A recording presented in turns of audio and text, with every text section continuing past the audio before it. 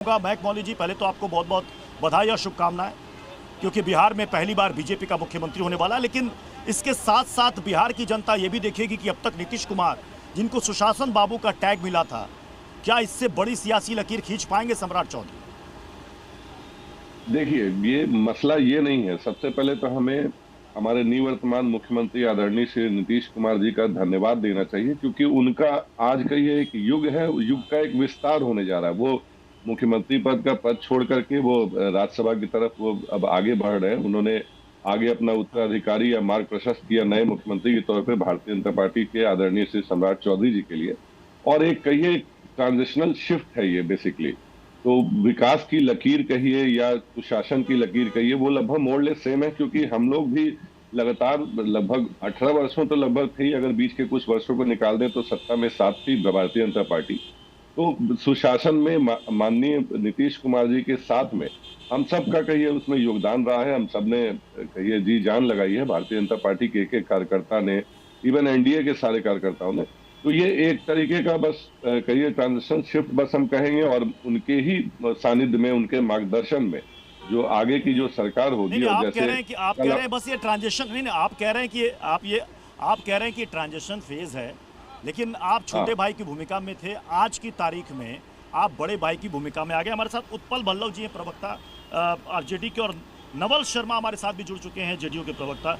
नवल जी, मतलब relay race में ये बैटल जो थमाया जाता है, अंतिम धावक जो पहुंचता है वो रेस जीतता है। मतलब सभी विपक्षी पार्टियां कह रही हैं कि जेडीयू ने तो सरेंडर कर दिया बीजेपी के सामने फाइनली।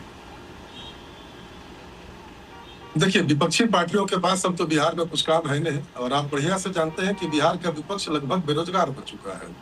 तो बेरोजगारी की अवस्था में व्यक्ति नकारात्मक रूप से सृजनात्मक हो जाता है, creativity in negativity.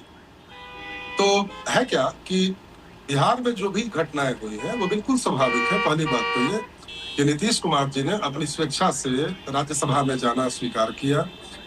Nitish Kumar ji ने मुख्यमंत्री पद छोड़ा, उनके जगह पर सम्राट चौधरी जी की ताजपोशी होने जा रही है। तो सबसे पहले तो तकाजा यह बनता है कि सम्राट चौधरी जी के लिए सभी लोग अपनी अपनी ओर से शुभकामनाएं प्रेषित करें। दूसरी बात है कि हम सारे लोग नवल जी, मैंने कहा कि विपक्षी पार्टियां, आपने कहा कि विपक्षी पार्टियों का तो काम ही है बोलना।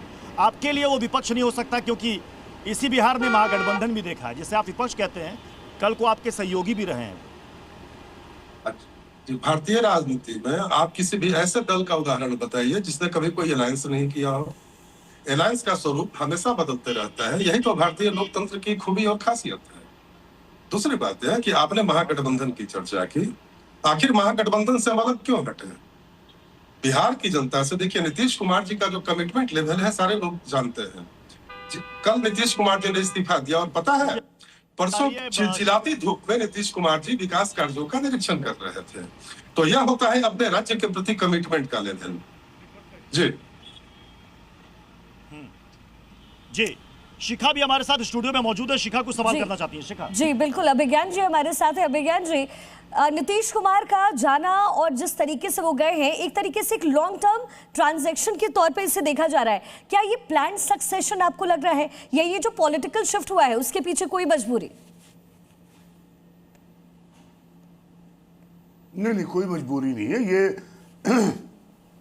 काफी लंबे समय से मेरे अपने आकलन से ये सब कुछ प्री प्लान था। देखिए, नीतीश कुमार बहुत ही मंजे हुए राजनीतिक खिलाड़ी हैं, और इधर से उधर पाला बदलना उनसे बेहतर कोई नहीं जानता है।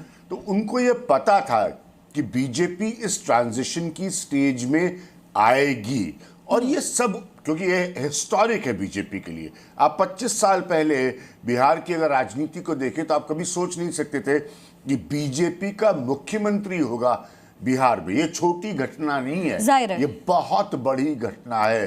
जो बिहार, और वो आदमी होगा जो लालू यादव के स्कूल से निकला हुआ हो, यानी कि आरजेडी से निकलकर जेडीयू में गया हो और फिर बीजेपी में आया हो। यानी कि बीजेपी ने एक रैंक आउटसाइडर को एक्सेप्ट कर आज मुख्यमंत्री बनाया है।